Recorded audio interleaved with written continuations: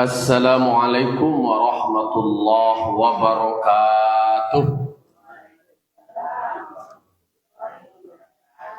Alhamdulillahilladzi hadana li hadza wa ma kunna linahtadiya laula an hadanallah. May yahdihillahu fala mudhillalah wa may yudlilhu fala hadiyalah. Asyhadu an la ilaha illallah wahdahu la syarikalah wa asyhadu anna Muhammadan abduhu wa rasuluh sallallahu alaihi wasallam la nabiyya ba'da amma ba'd. Qala rabbi shrah li sadri wa yassir li amri wahlul 'uqdatam min lisani yafqahu qawli. Bapak-bapak, Ibu, kaum muslimin dan muslimat jamaah subuh musalla surau Nur Jihad yang dimuliakan Allah Subhanahu wa taala. Puji syukur kehadiran Allah Subhanahu wa taala yang selalu berikan kita kesempatan, berikan kita nikmat yang tak terhingga, sehingga salah satunya kita masih bisa datang ke surau melaksanakan sholat subuh berjamaah. Salat dan salam terkirimkan kepada arwah junjung kita, yakni Nabi besar Mustafa Muhammad sallallahu alaihi wasallam, tauladan kita, panutan kita dalam menjalani hidup dan kehidupan. Bapak-bapak, Ibu, kaum muslimin dan muslimat jamaah subuh yang dimuliakan Allah. Kalau secara berurutan tadi kita membaca surah Al-An'am, jadi jelas alur kisah dan cerita dan termasuk perintah yang Allah sampaikan di dalam Al-Quran.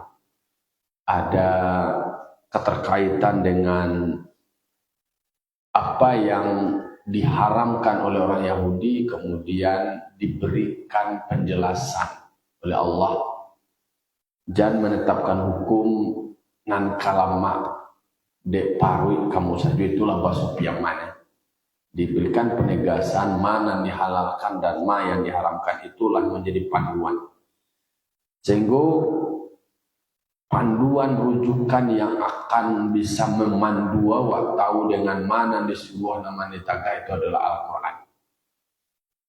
Pada ayat ayat barang surah Al-An'am ko ayat 154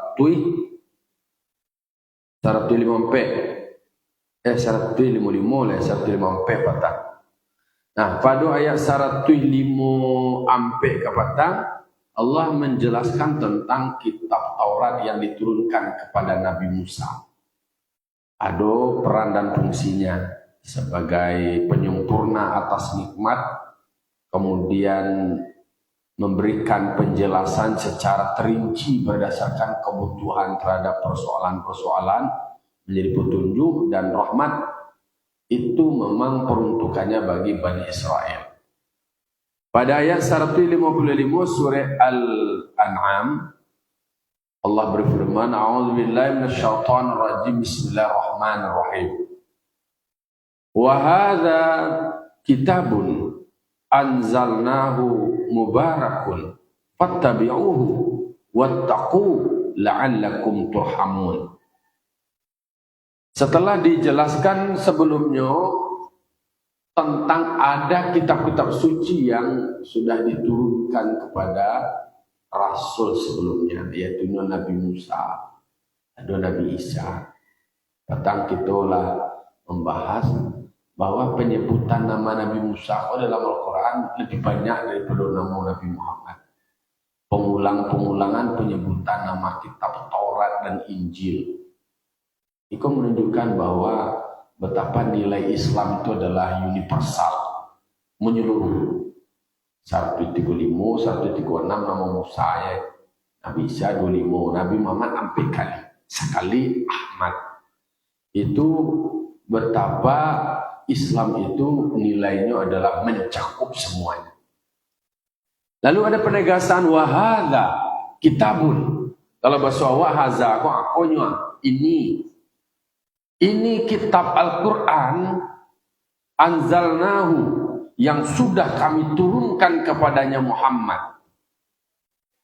Mubarak, Jadi Al-Quran itu sendiri yang diturunkan oleh Allah kepada Nabi Muhammad, fungsinya juga adalah mubarak. Al-Quran itu diberkahi, dijaga oleh Allah Ta'ala, lalu kemudian Al-Quran itu memberikan keberkahan. Dari sekian banyak kitab-kitab yang diturunkan berserta mushaf-mushaf yang diturunkan sebelumnya, itu orang kini itu hanya berlaku pada komunitas atau kelompok yang terbatas, kepada kaum tertentu, kepada umat tertentu. Lalu kemudian berakhir seiring dengan berakhirnya Rasul yang diberikan mandat saat itu. Sementara Al-Quran itu adalah kitab suci yang dijaga oleh Allah Ta'ala. Orang kalau cenimis di kampus dulu originalitasnya, keorisinilannya, kebenarannya, kesuciannya itu terjaga. Asli, kata balos, asli. Tidak ada berubah, tidak ada batu-batuka. Satitik tidak berubah, sabali tidak batuka. Karena dijamin di Allah Ta'ala. Inna nahnu nazzalna dzikra wa inna lahu lahafizun. Sesungguhnya kata Allah, kami yang menurunkan Al-Quran, kami yang menjaganya Al-Quran. Yang menurunkan Al-Quran Allah. Lalu kemudian Allah juga yang menjamin Al-Quran itu sendiri jauh dari perubahan-perubahan yang dilakukan, yang dipraktekkan oleh umat-umat atau kaum-kaum sebelumnya. Berubah, tukar-tukar, diadu-adunya sebagian di dalam kitab Taurat. Lah jelas itu tentang cerita Nabi Muhammad banyak loh di dalam kitab Taurat. Kitab Taurat disebutkan di dalam Al-Quran, Nabi Musa disebutkan dalam Al-Quran.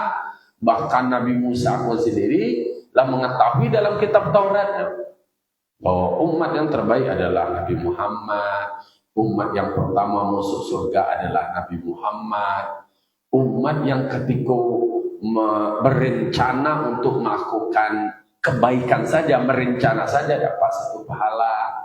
Kalau lah menyuka rajuan dapat 10-an, dapat 70-an, dapat 700. Banyak istimewa sehingga Nabi Musa itu mengecekan, ya Allah jadilah mau menjadi pengikut Nabi Muhammad.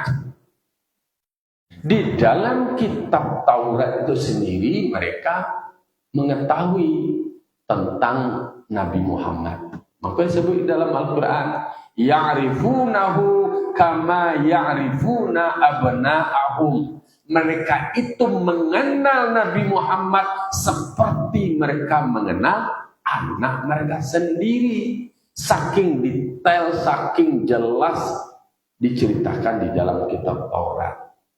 Tapi mereka menyembunyikan, nyondoan, nyoboban, nyotuka-tuka, supaya bisa sesuai juga kepentingan mereka.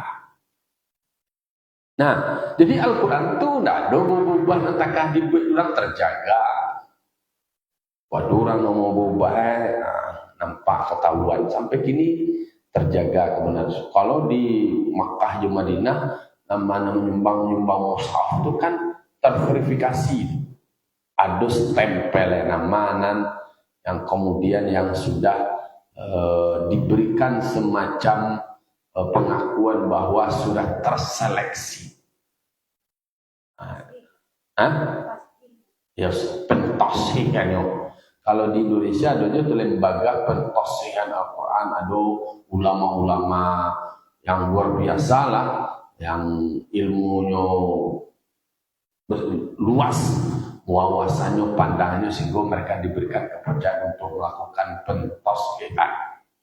Nah, jadi di sini disampaikan oleh Allah Ta'ala, Al-Quran diturunkan oleh Allah Ta'ala. Allah yang menurunkan. Al-Quran itu sendiri mubarak. Barangkali banyak disebutkan di dalam Al-Quran tentang Al-Quran itu adalah mubarak, diberikan keberkahan. Awak membaca Al-Quran dapat pahala, membaca satu ayat dapat nilainya 10. Lalu kemudian boleh kalau awak membaca surah Al-Baqarah, membaca surah Al-Baqarah di rumah awak menjadi lapang hidup awak, kemudian luas rezeki awak, tenang jiwa. Itu keberkahan Al-Quran. Kalau Al-Quran lagi dibaca Al-Quran, Al-Quran akan memberikan keberkahan ke awak. Anak awak menjadi baik-baik, elok-elok, keluarga awak, suami istri awak, anak-anak awak semuanya berdamai, kemudian urusan ekonomi awak lancar mengalir, kemudian badan awak sehat. Itulah iman taguh, umur panjang, rezeki murah, ajolah keberkahan itu. Yang luar biasa mana ambo pun merasakan keberkahan Al-Quran. Bisa memberikan, merubah hidup awak lah. Kalau awak membaca Al-Quran, menghafal Al-Quran, menjadi qari, menjadi hafiz, menghafal Al-Quran, banyak tuahai, banyak keberkahan yang diterima. Sehingga ambo saja kene lah nama dengan kondisi kehidupannya, ikut lombaan teki. Banyaklah keberkahannya, ada pelo hadiah, ada pelo warna baju bancak, payah teki, ada pelo baju bancak, ada pelo lah lanjut, ada pelo juara, ada gelo hadiah. Itu lo nama bawa tabang ke beberapa daerah, tak tertampung, ini berkah Al-Quran. Bara banyak orang berkah Al-Quran, rumah disinari dengan baca Al-Quran, lalu kemudian Al-Quran yang memberikan penghidupan bagi. Jadi memang ada disampaikan oleh Allah Ta'ala di dalam Al-Quran, di dalam surat Fatir. Dalam surat Fatir, ayat 32 atau ayat 100, summa awrathnal kitab, kami mewariskan kitab Al-Quran itu terhadap orang-orang yang kemudian mereka itu terpilih. Yang terpilih alalladzina astafaina, Allah yang memilihnya dengan membaca Al-Quran, sehingga lu bisa mendapatkan kebaikan yang luar biasa. Banyak keberkahannya ketika para ulama yang hafal Al-Quran, yang kemudian mempelajari Al-Quran, ulumul Quran, tentang tafsir Quran, banyak keberkahan yang didapatkan. Berkah Al-Quran. Jadi arti berkah itu adalah ziyadatul khair, baik secara lahiriah maupun secara batiniah, baik secara syariat maupun secara hakikat. Secara syariat ya bisa saja kesejahteraannya, kehidupannya bisa menjadi lebih baik. Tetapi secara hakikat, Al-Quran itu adalah sebagai obat, sebagai penenang jiwa, penenang batin. Dengan baca Al-Quran, ada berkeluh kesah, awak galau, awak sedih, awak. Nah, ada lebih baiknya Al-Quran. Sampai di awak, you lelah aja rasanya. Kecilah lelah awak. Panik awak. Lah stres. Tak boleh. Dengan Al-Quran, dengan membaca Al-Quran, maka menjadi obat. Itu ada namanya Profesor Dadang Hawari yang menulis buku tentang Al-Quran dan kesehatan jiwa. Kalau agak-agak panik-panik Jawa, lelek Jawa baca juga. Dibaca Al-Quran membuat jiwa kamu menjadi tenang, menjadi tentram, menjadi ubek, menjadi tawasi dingin. Itu tidak bisa ditemukan di di rumah sakit dalam psikolog, psikiater ke payah tu memberikan penyelesaian kau. Ubehnya itu adalah dengan membaca Al-Quran. Dengan membaca Al-Quran bisa setidaknya kegalauan awak menjadi berkurang. Tanang jiwa awak, tanang batin awak. Jadi memang disebutkan oleh Allah Ta'ala, Al-Quran itu adalah mubarak. Di dalam tafsir itu, di dalam Al-Quran itu memang disebutkan ada keberkahan yang luar biasa terdapat dari Al-Quran, yang dalam isi Al-Quran itu sendiri ketika awak membaca itu akan menghadirkan ketenangan. Satu huruf yang kita baca, satu huruf ini dan alif lam mim itu nah satu huruf itu tiga huruf itu alif j lam j mim j. Nah, itu akan memberikan nilai yang luar biasa bagi diri awak. Maka bersyukur minimal itu adalah maghrib atau subuh kita baca. Kalau bisa boleh menjelang bulan Ramadan kini awak mempersiapkan kurikulum Ramadan awak. Target awak mengkhatam Al-Quran. Mungkin setiap hari awak target para sesudah sholat. Bisa saja sesudah sholat ada setengah juz. Itu program sehingga Al-Quran yang kita baca tidak hanya sebatas bacaan, tidak hanya sekedar sebacaan, tetapi bisa mengena ke jiwa dan ke batin awak, menjadi tentram dan tenang jiwa awak. Di memang orang yang merasakan keberkahan Al-Quran baik secara lahiriah maupun secara batiniah, bertambah kebaikannya, pasti dia akan merasakan betapa Al-Quran itu memang merupakan mukjizat. Nah, oleh karena itu fattabi'uhu, kami turunkan Al-Quran yang penuh keberkahan itu, yang diberkahi. Fattabi'uhu, perintah bagimu adalah kamu harus mengikutinya. Dan namun sekedar diletaknya Al-Quran kemudian dicelik-celik, kalau tidak dibaca tidak mengerti awak dah. Karena merupakan menjadi panduan, menjadi acuan. Nah, kalau awak kapai ke suatu daerah tentu tahu awak kama jalannya. Nama jalan yang akan ditempuh, subuh atau kida, lurus itu babelok. Itu ada penjelasan dalam Al-Quran, ada yang boleh, ada yang tidak boleh. Ada yang suruh, ada yang tagah. Ikuti panduan itu. Jadi Al-Quran itu adalah menjadi panduan, menjadi acuan. Jadi kalau orang yang membaca Al-Quran, mempelajari Al-Quran, hidupnya selamat. Karena Al-Quran itu menjadi panduan, menjadi petunjuk, menjadi pedoman. Kalau orang membeli Onda itu ada nak buku panduannya. Untuk selamat ondanya itu baca ikuti buku panduannya itu, buku petunjuk TV lah, apapun alat-alat elektronik wa bali ada buku panduannya, ada acuannya. Amanan jalan penyelesaian ketika awak menghadapi suatu kendala. Tapi yang kalamak dia awak je, kau di tanggaan, kau di putar, kau di balian, kau di bongkar, dah rusak sudah. Kalau awak menjadi rusak, samalah seperti barang awak tadi nak rusak tadi. Itu nak penggunaan lah. Kalau nak penggunaan menjadi rongsokan lah, nak ada manfaat, nak ada arti.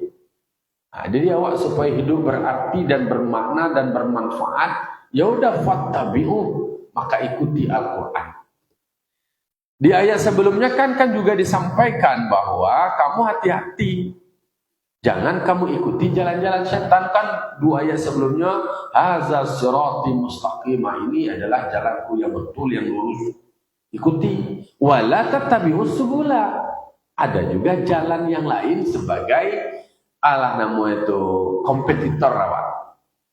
Pesaing awak itu iblis. Dan iblis itu punya jalan sendiri. Itu akan menggoda awak. Itu akan mempengaruhi dan itu yang akan menjerumuskan. Ajalah bentuk aspeknya bawa nang kata sasir deh, bawa nang terjerumus sama yang banawa, baibadah banawa dalam wak rajin baibadah solat, datang ke surau solat subuh berjamaah pengajian, habis solat subuh lakukan solat syuruk. Sudah kok praktek lah di sikonya solat syuruk, habis solat pengajian majelis ilmu sekete alam maklah matahari wa lakukan sholat syuruk. Alah sajam kalau seandainya lah tengah tujuh kalah tarang hari itu lakukan sholat syuruk 2 rakaat, itu kan disebutnya dengan duha awal kalau masih beruntung. Itu nilai pahala luar biasa. Kamu lakukan sholat subuh berjamaah dan kamu lanjutkan dengan sholat syuruk 2 rakaat, kamu akan mendapatkan pahala sama pahala seperti pahala umrah dan haji. Oh, ambil lah balik haji, malah balik umrah. Nah itulah dah pahala sama seperti itu. Itu diberikan motivasinya nilai. Kalau di tanah suci kan orang sudah sholat subuh, sampai di situ tunggu sholat syuruk. Jadi makanya disebutkan ikuti Al-Quran, ikuti nama yang diperintahkan Allah Ta'ala. Kalau itu diikuti, selamat di dunia, selamat di akhirat. Jadi kalau di foto-foto aja awak teori awak supaya selamat. Ada orang Karajo di dunia industri namanya K3. Nah, jadi ada tentang keselamatan kerja. Maka ikuti panduannya. Selamat waktu sepanjang le diikuti. Sadang le diikuti tergelinci aja le, tersyali aja le. Boleh kau indah, boleh kau melanggar. Jadi memang diperintahkan Allah Ta'ala. Kalau diikuti akan memberikan keselamatan kawan untuk diri awak juga. Begitu sayang Allah Ta'ala kepada kita. Nama melanggar berarti dia yang kemudian akan menerima hukuman dari perbuatannya. Jadi di situ disebutkan, maka ikuti oleh kamu wahai ahli Makkah dengan beramal dengan apa yang ada dalam Al-Quran. Artinya apa? Wal amalu bit tanzil. Ini ada teori takwa itu yang kedua adalah beramal dengan yang diturunkan. Pertama adalah al-khawf bil jalil, kamu takut dengan Allah. Kemudian yang kedua adalah wal amalu bit tanzil. Jadi makna dari fattabi'uhu itu adalah kamu ikuti apa yang dalam Al-Quran. Artinya adalah kamu beramal apa yang berdasarkan apa yang diperintahkan dalam Al-Quran. Itu cara mengikuti ini apa jalan dia dah. Mengikuti jalan dah menjadi muttabi', menjadi pengikut itu adalah beramal dengan apa yang disebutkan dalam Al-Quran. Berarti posisi awak adalah muttabi'. Muttabi' kau ada dalam kajian sufi dan juga kajian tauhid, awak tu posisi minimal awak tu adalah muttabi', pengikut, bukan mukallid. Mukallid itu adalah orang yang mengikuti tanpa ada pengetahuan, tanpa ada ilmu, tanpa belajar. Jadi disuruh awak mengikuti Al-Quran itu, cara mengikutinya beramal dengan anan ado dalam Quran. Kau bisa beramal dengan ado Quran berarti ada ilmu. Baru kau ada ilmu berarti awak belajar. Baru kau belajar berarti awak ada majlis ilmu, ada pengajian. Jadi harus tahu. Jadi berilmu, jadi beramal itu dengan ilmu. Jangan kau beramal saja tapi tidak ada ilmu yang kasar. Orang beramal yang sholat sunat, sholat di masjid tanpa ada ilmu, tidak takut dia dilihat. Mudah dia digoda dibeli. Walaupun lalu orang berilmu lebih takut, lebih sagan, lebih hormat iblis dibandingkan orang yang jahil, yang alam atau yang awam yang beribadah tanpa ilmu. Berarti disuruh awak mengikuti Al-Quran, beramal dengan Al-Quran berarti beramalnya adalah dengan ilmu. Tapi berilmu saja tanpa beramal, itu sisi-siolanya. Al-ilmu bila amalin kasyajaratin bila samaratin. Ilmu tanpa amal sama seperti pohon tanpa buah. Tetapi beramal tanpa ilmu itu namanya adalah sisiu. Begitu terjerumus menjadi zindik. Salah wak, keliru wak, dan kemudian terjerumus. Maka ada ilmu. Jadi makanya jadilah waktu minimal itu adalah sebagai muttabi'. Muttabi' itu adalah pengikut yang mengikuti berdasarkan kepada ilmu. Ikuti contoh mazhab Syafi'i. Berarti ada ilmu awak tentang Imam Syafi'i.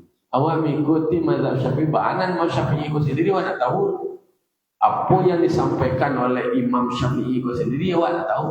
Berarti untuk awak tahu adalah dengan berilmu, dengan belajar. Mama wajib awak belajar kok. Apalagi ilmu agama. Jadi di dalam kitab usul fikih itu memang disampaikan ada namanya ilmu kasab.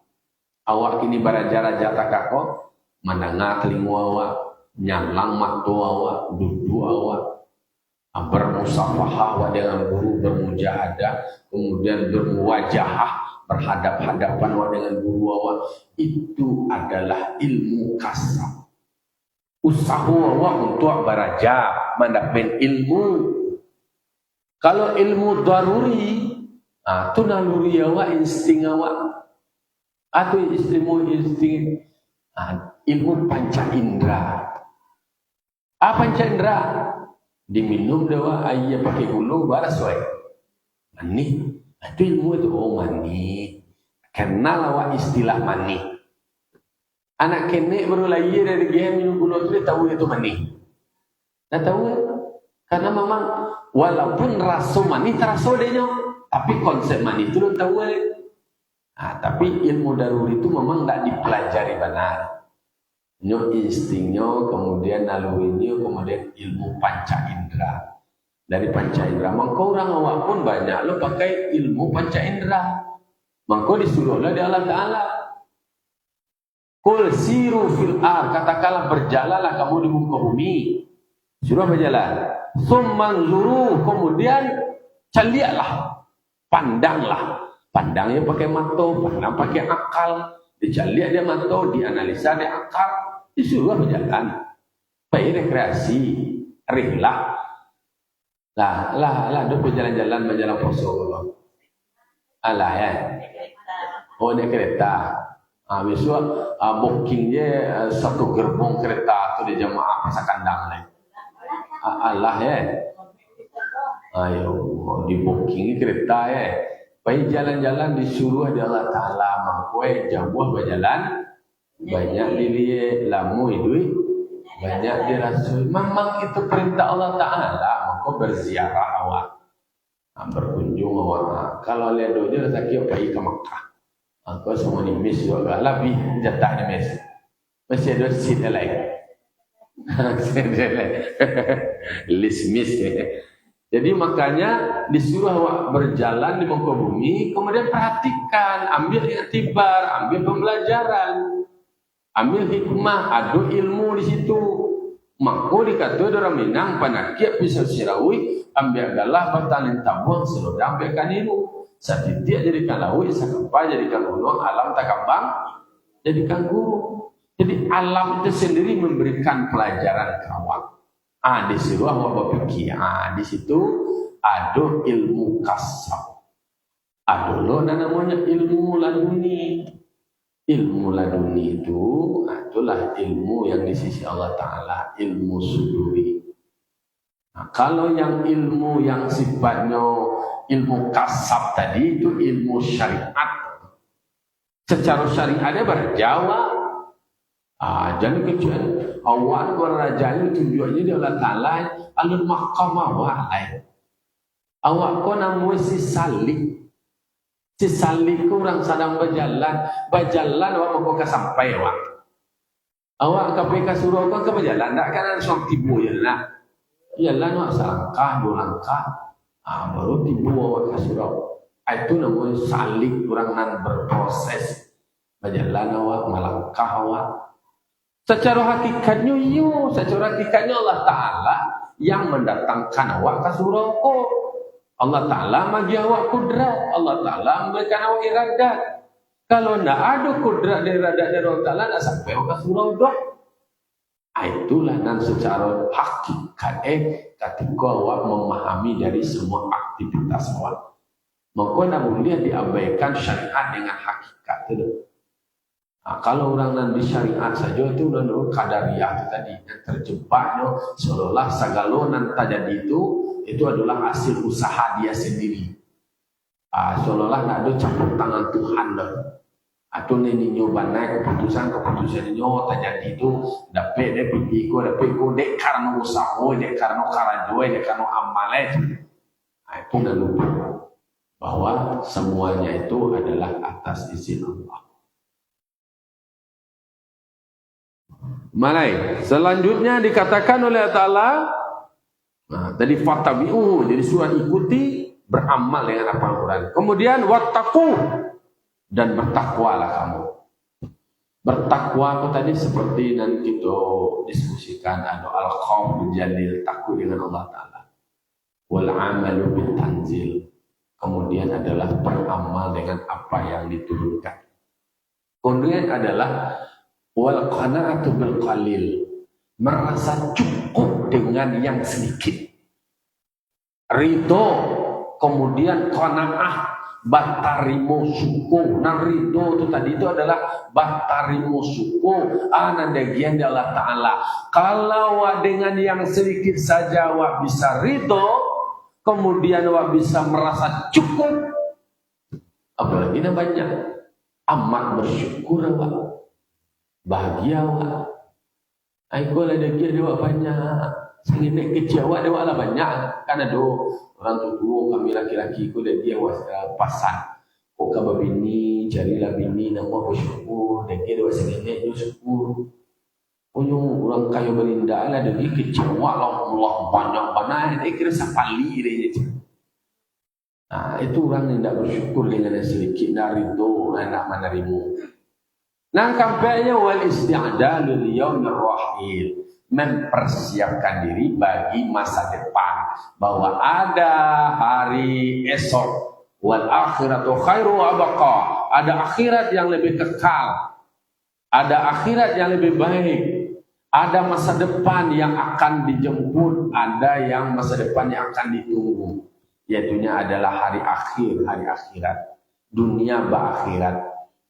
Jadi ikon dan dingin awak, takutlah kamu kepada Allah, dan takut awak menjadi orang yang ingkar. Hati-hati awak jangan sampai terjebak menjadi orang yang kufur. Nah, hati-hati awak jangan sampai awak menjadi orang yang ingkar, menyalahi. Aku nanti disuruh Allah Ta'ala dagi rezeki Allah Ta'ala dagi kesempatan di Allah seperti kau, supaya jangan awak menjadi orang yang sebaliknya bertolak belakang. La'allakum turhamun, supaya kamu menjadi orang yang mendapatkan rahmat.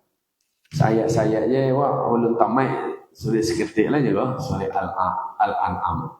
Jadi kenapa Al-Quran itu diturunkan? Al-Quran itu diturunkan, memang Al-Quran itu sendiri adalah keberkahan, penuh dengan berkah. Orang yang membaca Al-Quran mendapat keberkahan, senang secara hakikat jiwa dan batin.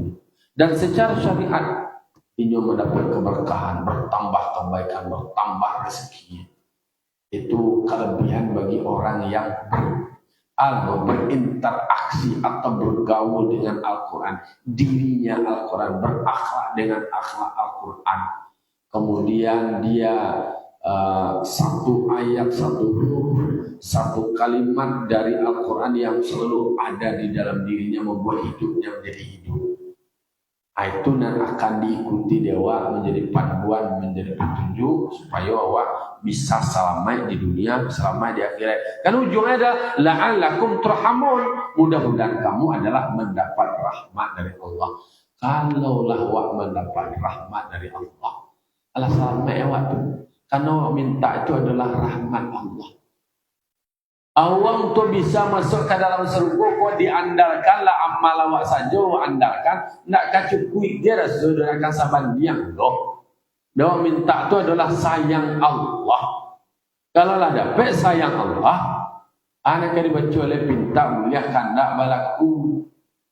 Maka bulan Ramadan ada namanya, walaupun ada yang perdebatkan soal 10 pertama bulan rahmat, bulan maghfirah, atkum minan nar. Wa minta pertama itu adalah sayang Allah. Kalau Allah sayang kawa, anak yang dibaca, anak yang disebut lain, minta je lah. Maka dalam doa awak dulu antara dua sujud itu dia baca Rabbi firli warhamni wajiburni warfa'ni warzuqni wahdini wa'afni wa'afani. Kalau bagi orang yang umroh atau haji ketika tawaf wada, ada minta ya Ghafar, kemudian ya Sattar usturni, ya Jabbar ujiburni, ya Raddad, yang maha mengembalikan urdun ini kembalikanlah kami balik ya Allah ila baitika hadza, kembali ke rumah engkau ini ya Allah, ya Radda urduni ila baitika hadza, balik kami balik, undang kami balik, warzuqnil auda summal auda, berikan kami rezeki untuk bisa kembali, kemudian kembali. Jadi al-auda summal auda, marratin ba'da marratin, sekali setelah sekali berikutnya dan segala macam. Kalau Allah memanggil, dimudahkan. Jadi la'allakum turhamun, mudah-mudahan kamu mendapatkan rahmat dari Allah. Itulah yang kita minta, karena banyak sekali dikatakan faiza quri'al Qur'an fastami'u lahu wa ansitu la'allakum turhamun. Apabila dibacakan Al-Qur'an, simaklah, diamlah dan dengarlah. La'allakum turhamun, supaya kamu mendapat rahmat. Itu jadi kalau mendapat rahmat itu adalah hati awak menjadi tenang, menjadi senang, menjadi bahagia. Itulah yang akan kita minta Allah Ta'ala, karena memang kebahagiaan, ketenangan itu tidak bisa mahal, tidak bisa dibeli murah, tidak bisa diminta, karena itu bersifat batiniah. Diri awak sendiri yang merasakan. Banyak napiti loh, orang bahagia lah. Orang seketik napiti tapi cukupnya bahagia, merasa cukup. Nak merasa cukup kok. Makan orang awak makan lah. Nanti karena dia awak bisa tak beli dia awak sendiri. Itu yang bahagia. Tak ada nama musuh aja, tak ada nama membuatnya panik. Itulah minta Allah Ta'ala setiap saat, setiap waktu, awak minta Allah Ta'ala supaya awak diberikan rahmat dan kasih sayangnya Allah. Dengan Al-Quran yang diturunkan Allah, awak ikuti, awak baca, kemudian awak pahami, kemudian beramal dengan isi kandungannya, insya Allah hidup awak akan dipenuhi dengan keberkahan. Nah, itulah kira-kira subuh ini agak lembek, sehingga ini adalah tarang. Demikianlah ulang-ulang kaji awak pagi kini. Semoga kita selalu diberkahi dan diridai oleh Allah Subhanahu wa ta'ala. Ya ulil absar la'alakum turhamun. Allahu muwaffiq ila thoriq. Assalamualaikum warahmatullahi wabarakatuh.